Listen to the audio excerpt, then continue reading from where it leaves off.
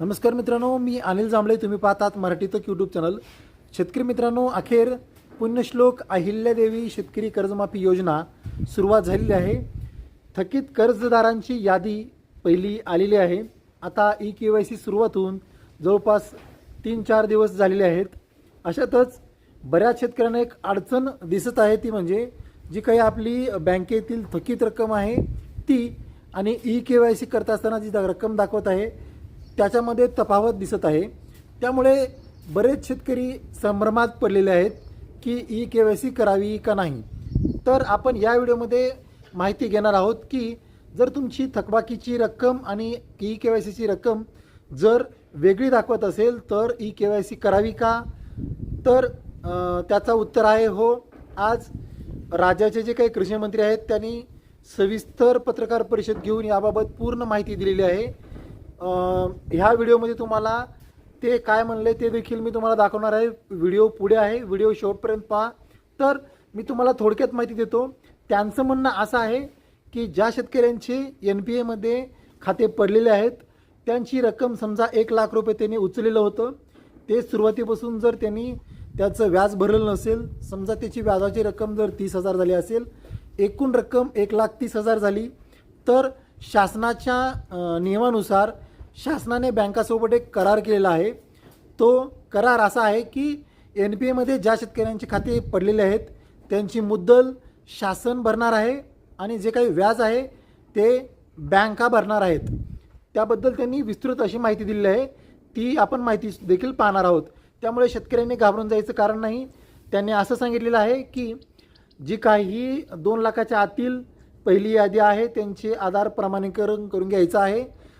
संपूर्ण कर्ज हे बँक माफ करणार आहे आणि बँक NOC देखील देणार आहे. चला तर राज्याचे कृषी मंत्री दत्तात्रय भरणे हे काय म्हणतात ते पहा. संपूर्ण माहिती पहा, त्याशिवाय तुम्हाला लक्षात येणार नाही.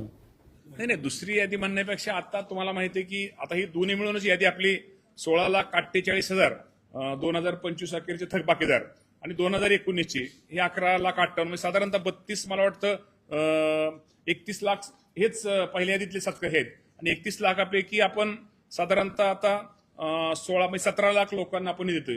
ह्यातच कुणाच्या काय अडचणी वगैरे ते हे पहिल्यांदा हे संपवायचे. साधारणतः कुठले की जे 2019 आणि 2000 आपल्या जे थकबाकीदार पहिली यादी ह्या जे दोन याद्या 2 लाखाच्या आतल्या ते याद्या पहिल्यांदा आपण ते संपवतो. त्यानंतर आपण OTS की जे 2 लाखाच्या वरच्या रक्कम आहेत ज्या भरून ती संख्या कमी आहे त्यानंतर आपण करतोय आणि त्यानंतर प्रोत्साहन नंतर तिसरं प्रोत्साहन जे 50 रेग्युलर कर्ज भरतात त्यांना 50,000 रुपयाची ती आपली तिसरी चौथी यादीमध्ये ती होईल.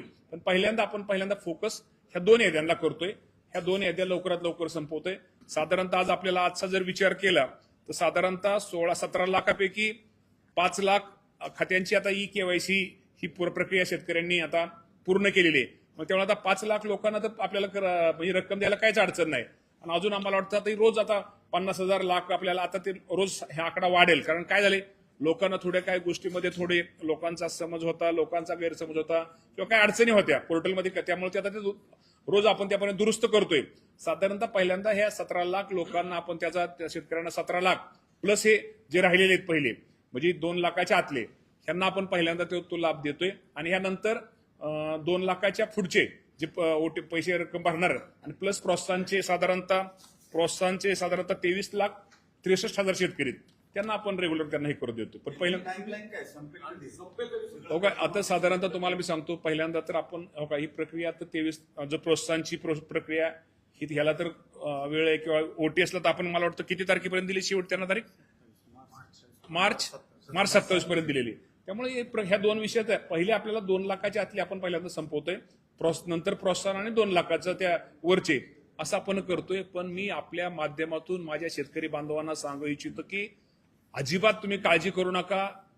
जरी तुम्हाला बँकेमध्ये गेल्यानंतर तुम्हाला रक्कम जरी कर्ज खात्यामध्ये सरकारकडून जरी कमी आली म्हणजे तुम्हाला मी सांगतो ती तेवढीच रक्कम वरची रक्कम ही राष्ट्रीयकृत बँकेने ती भरायची, त्यांनी ती करायची.